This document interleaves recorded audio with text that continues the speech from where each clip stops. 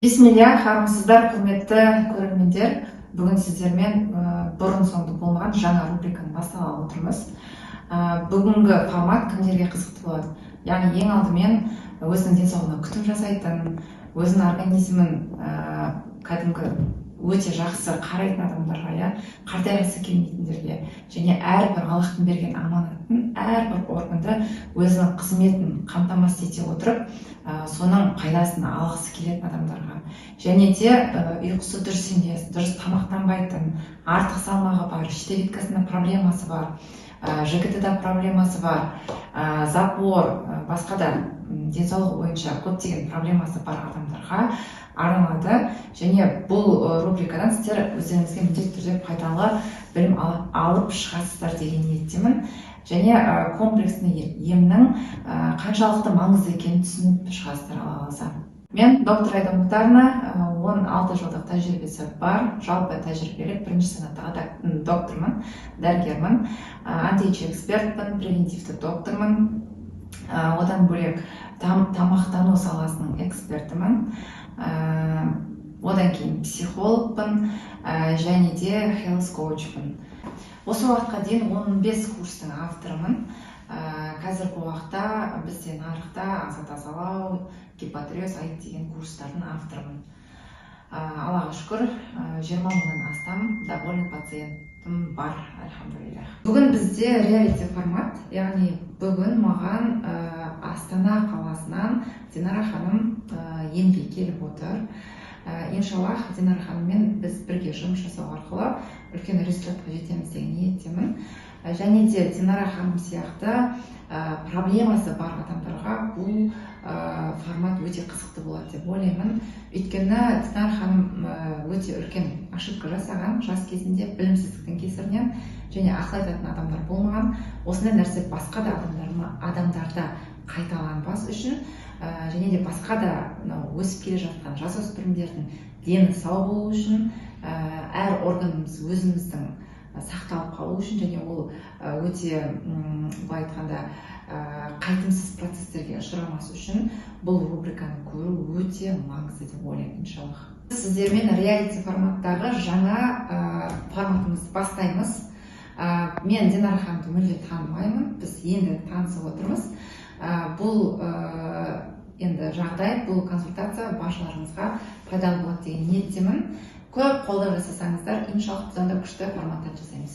Динара, жасым 28-де, Айда ханымға консультацияға келіп отырмын. Инстаграмнан жазған болатын, өте қуаныштым, мүмкіндік маған туғанына. Сол қуанып отырмын. Динара ханым, бұл ауру, қазір сіздің жауаптарыңызды бірінші тоқталып кетсеңіз, сосын жауаптардан кейін бұл ауру қалай пайда болғанын айтарсыз. Жалпы мен жауабым артық салмақ, қанша жылдан бері ауырып жүрген, 30 килодан артық салмақ бар деп ойлаймын өзім. Және де қазір давлениелер шығып жатыр. Менде көп осы 1-2 айдың көлемінде қатты басым мен мойным аралығы теріліп, и давление қаншаға дейін көтерілді давление? Қаншаға дейін көтерілгенде ұмытып қанша деді? Сіздің жасыңызға өте жоғары деді. Скорый шақырдым. Скорыймен түсірген болатын. 1 рет емес, 2 рет шақырттым. 1 рет болды, одан кейін 1 аптадан кейін қайтадан қайталады. Давление болған кезде қандай состояние? Давление болған кезде таңертең болды.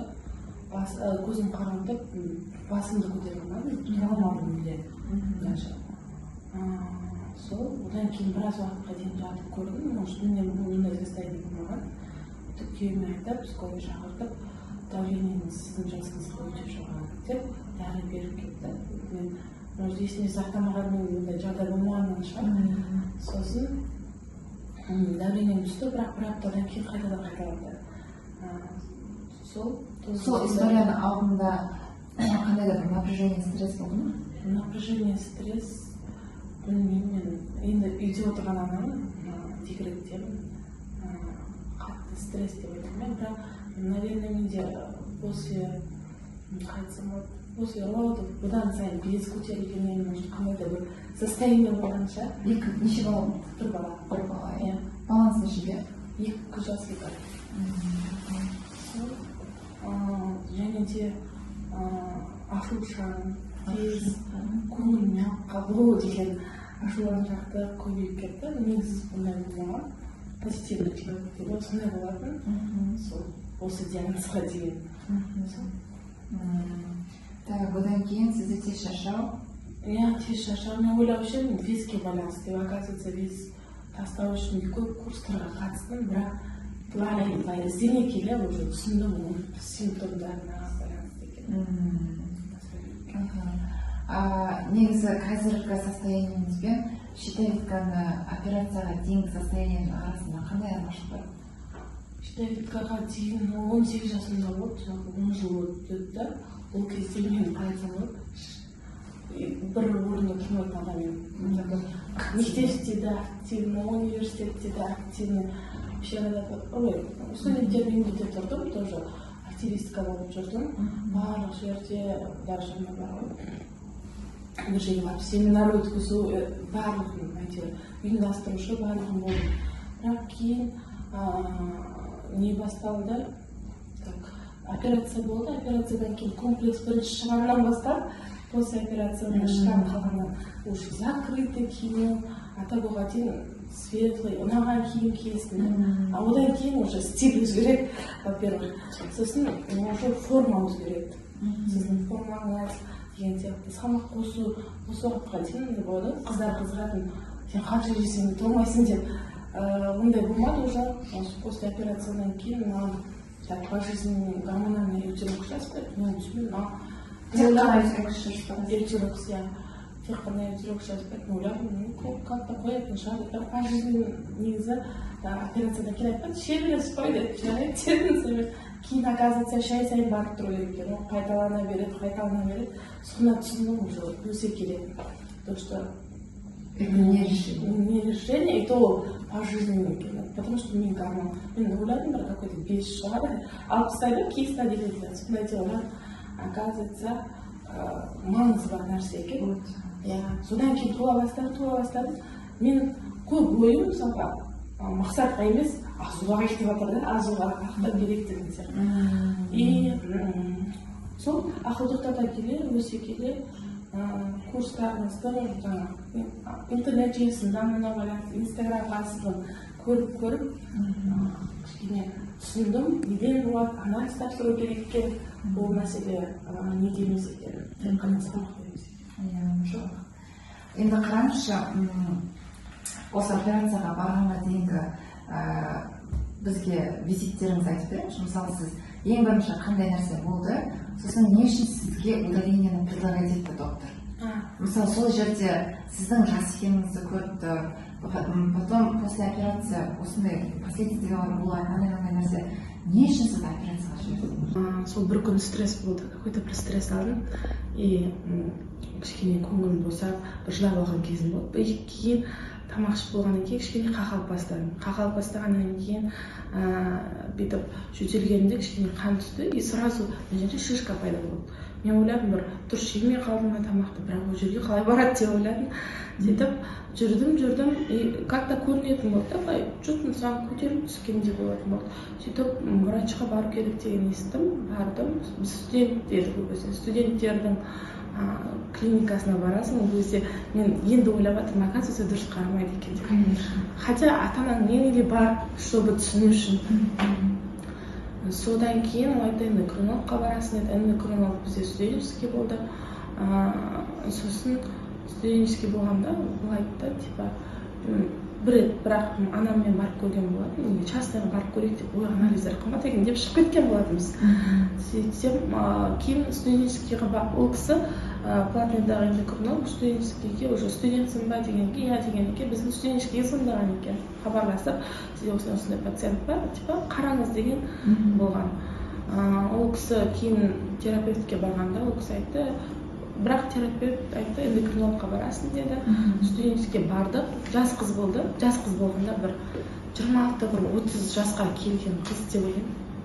Бірақ ол кезде өзім жүрдім, барлық жерде өйткені анам қолы босамайтын. Сөйтіп айтты, сізде үлкен деді, УЗИ жасаттыңыз деді, УЗИ жасаттым. Сізде үлкен болып тұр, кішкене биопсия жасату керек деп биопсияға бардық. Бірақ биопсияға бардық, анамыз екеуміз бардық, бірақ доброкачественный кейін результаты шықты. Сосын УЗИлерге қарап айтқан шығар деп ойлап отырмын, енді эндокринологтың айтуы бойынша. Сөйтіп бізге операция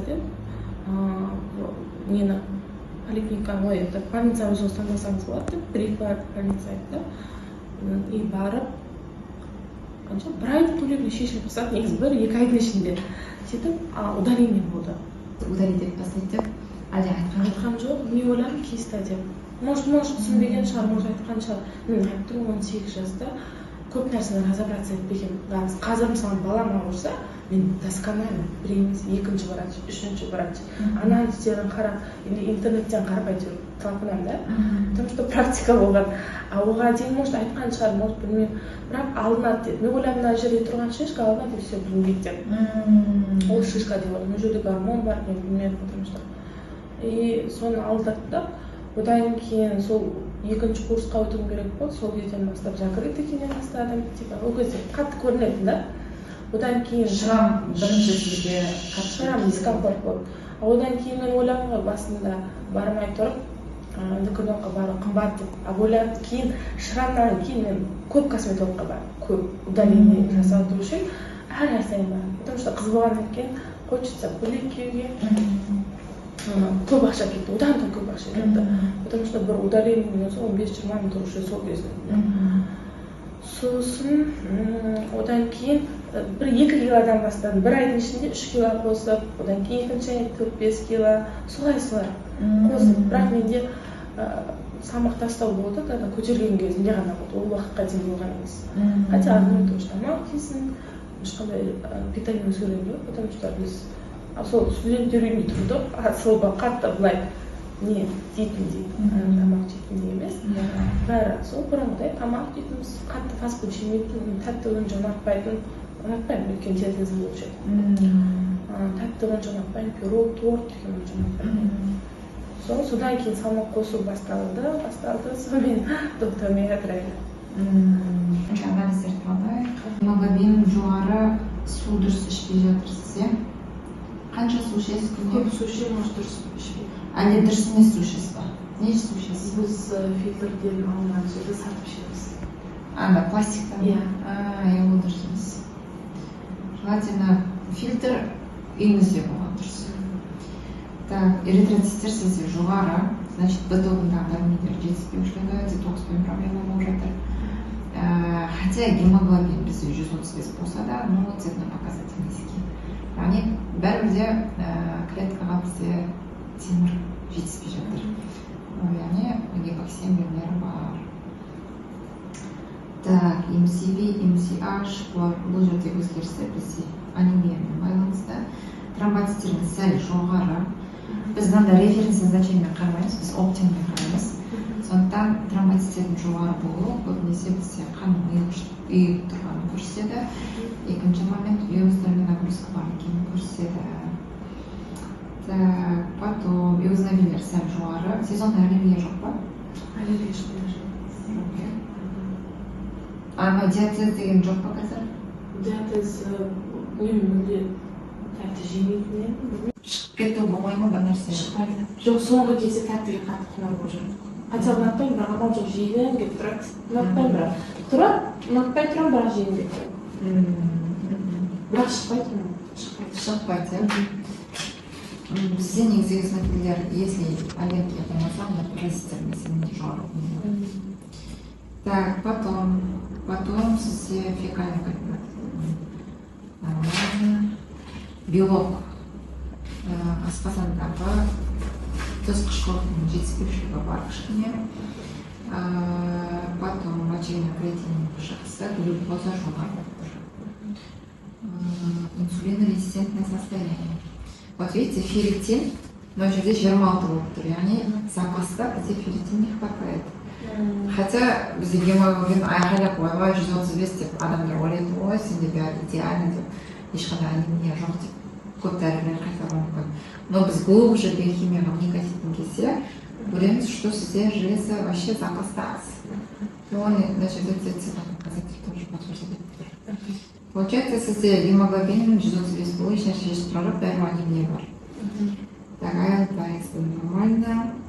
дегетек нормально, ремонтойны. Аяқ буындар қақсамай ма? Соңғы кезде осы 3 айдың кезінде ісіп как будто алып тұрған сияқты, бірақ на самом деле іспеген. Тырсылдап тұрған сияқты. Потому что регма пробовала бізде вообще 6-дан аспау керек. Сізде 2 есе жоғарылап кеткен. Потом астма жоғарылап кеткен, яғни стрептококкалық инфекция бар. Жиі тонзиллит, ларингит, ангина болмайсыз ба? Соңғы кезде ойлаймын, иммунитетім слабый шығар, наверное, деп.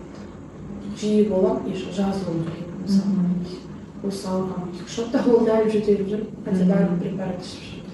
Просто бұл стрептококктарды біз уақытысында емдемесе, мына жерге санация жасамасақ, ол ақырындап жүрекке, почкеге и буындарға әсер етеді.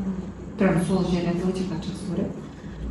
Так, потом тамақты қорытатын ферменттер өте аз. Өте төмен болып тұр. После еды тяжесть, дискомфорт болады ма? Иә. Болады, да? Жатқым келеді. И B12 өте қатты жоғары, синдром избыточного латерального мозга бар. Флорид, наоборот, төмен болып тұр. Гликозированный гемоглобин сізде жоғары, яғни гликацияға, қазақша тілмен айтатын болсақ, қоюланған, қантталған засахаренный қандар солай болып кеткен. Сондықтан и тромбоцит жоғары болып тұр, и бізде гемоглобин су ішпеспен айтқанымыз болады. Су көп ішемін, күйеуіме қарайды. Бірақ дұрыс ішпейді. Дұрыс сіңбей жатыр. Потом фибрилерин бізде общий воспаление көрсетеді, бұл тоже бізде жоғары, 2-ден аспауы деп 3-ден асып кеткен. Потом инсулиніңіз көрдіңіз ба? 29 болып кеткен. Бұл бізде 6-ден аспау керек показатель.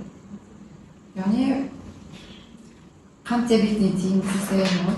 Мынау сау адам, мынау сахарный диабет. Енді бұның ортасында бізде инсулин резистентный состояние болады. Яғни сіздің состояниеңіз примерно мына жерде жүрсіз ғой. Түсініңіз ғой? Негізі қант диабетімен маған в основном осындай проблемамен келеді да. Бірақ чуть-чуть тағы бір кішкене нагрузка кетсе, все уже. Но мына жағдайда, инсулин резистентный состояние, біз процесті былай артқа қайтара аламыз. Қант диабеті болған кезде уже сәл қиындау болады. Бізде қараңыз, витаминді қазір сізде 16 деген, ол почти 0 деген сөз ғой. Ол 100-ден аспау, 100-ден кем болмау керек. Енді бұл 16 болса, бізде автоматически кальций организміне усваивается. Нағыз көп кальций бізде тістерде ғой, тістерде, сүйектерде. Енді сіз тамақ арқылы түсіп жатқан кальций организмге витаминді жеткіліксіз болғанда сіңбейді. Сондықтан бізде сүйектердің ішінде мысалы нелер болады ғой, остеобласттар. Осының ішін бәрі минералдарға толып тұру керек та. Бізде өкінішке орай кальций Д витамині төмен болған кезде кальций автоматически төмендеп кетеді, потому что мынау витаминді кальцийді қолдан сүйреп алып кіргізу керек мынаның ішіне. Енді мынаның ішінде бізде минералдар азайған кезде мыналар остеобласттар үлкейіп бастайды. Яғни сүйек бар, бірақ іші пустой. Минералдар аз. И не істейді, кішкентай бір жерден сүрініп кетсең, бір жерге құлап кетсең, қолдың сынып кету, мұрт сынғыштық, сондай нәрселер жиі болады. Потому что сүйек пустой. Осыны істелеміз, остеопороз дамиды. Так, бұл енді биохимия.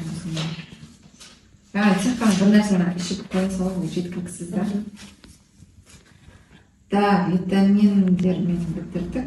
Гормондардан сізде эстрадиол 235 болып кеткен. Жалпы месячный қалай қазір? Осы уақытқа дейін жақсы келеді. Қазір азайған.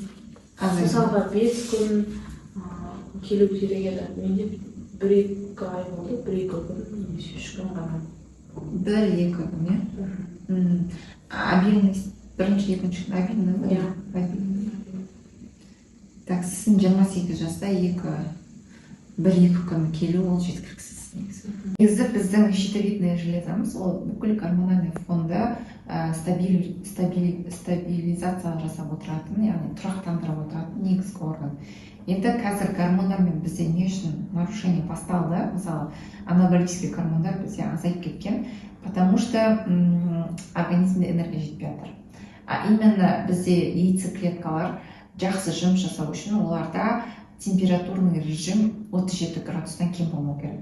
Өкінішке орай біздің генераторымыз, щитовидная железа жақсы жұмыс жасамағанда немесе оның жартысын алып тастаған кезде біздің органдарымызда, әсіресе яйцеклеткада, яичниктерде, яйцеклетка бөлінетін жерде температурный режим түсіп кетеді.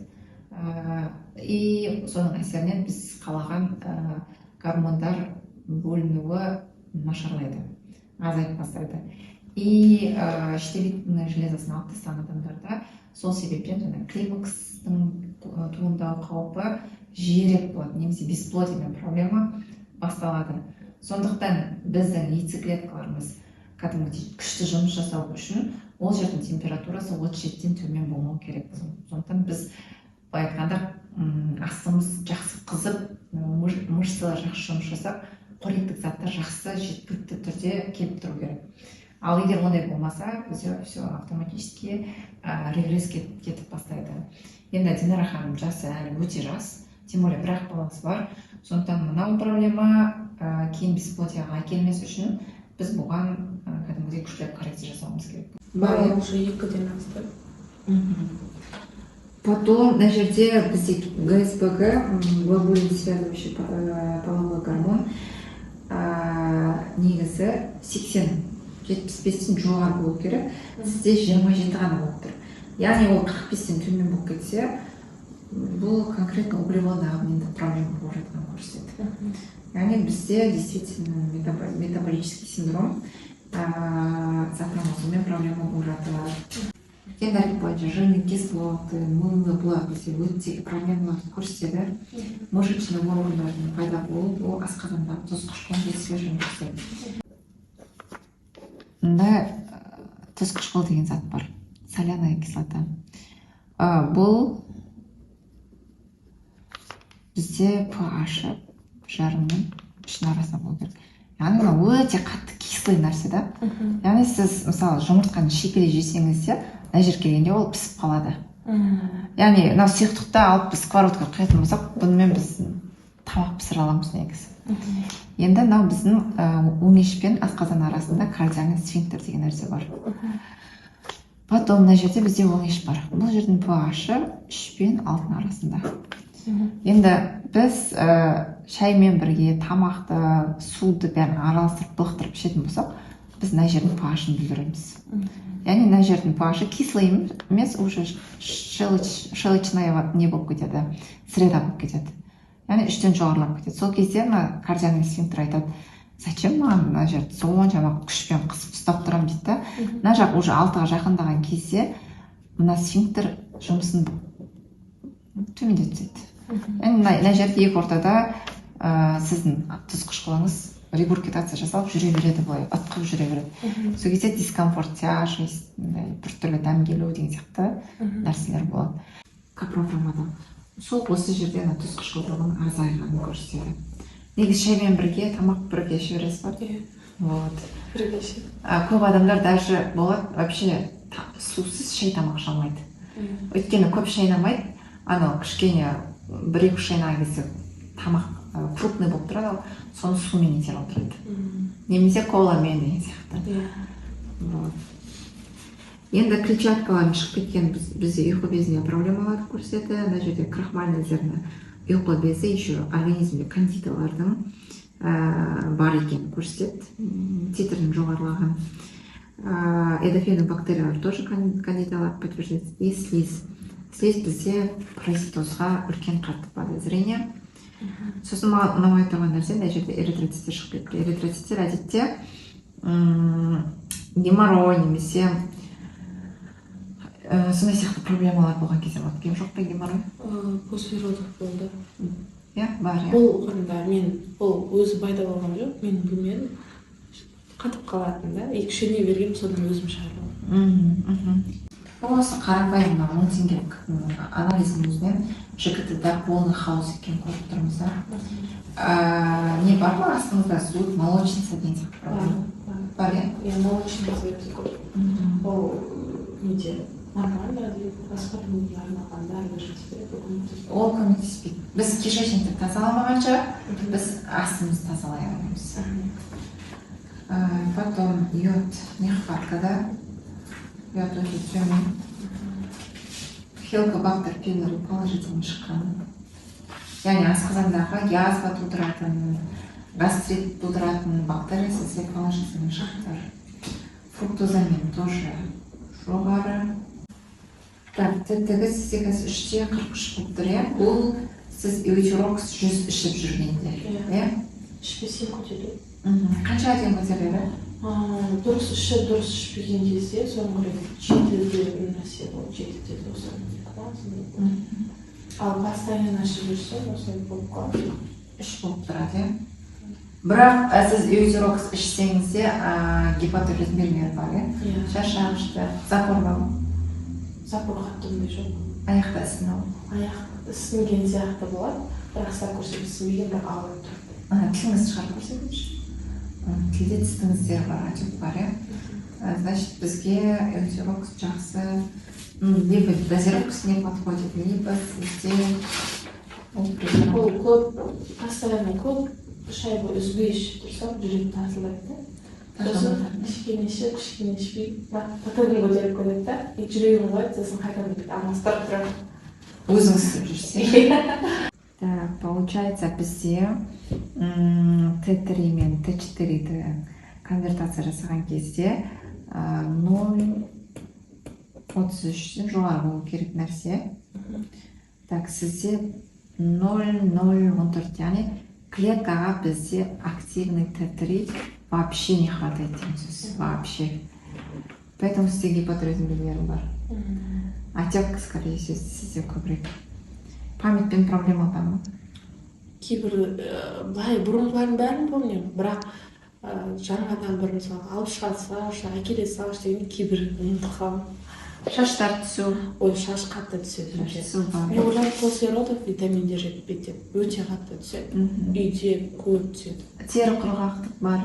Тері құрғақтық болғанда мен никогда өкшем жарылған емес. Осы жол прям бар ғой, нәски киіп жүрсем де трещина, үлкен еще бүйтіп алым ұлы. Глубже дейді ғой, сондай болып кеткен. Нағыз бұл клеточный тканевый гипотирозин. Иә, мен қанша қырып, былай мысалға өкшемен жуасын, қарасын, май сұрап, ертесіне сондай состояние. Қайтадан.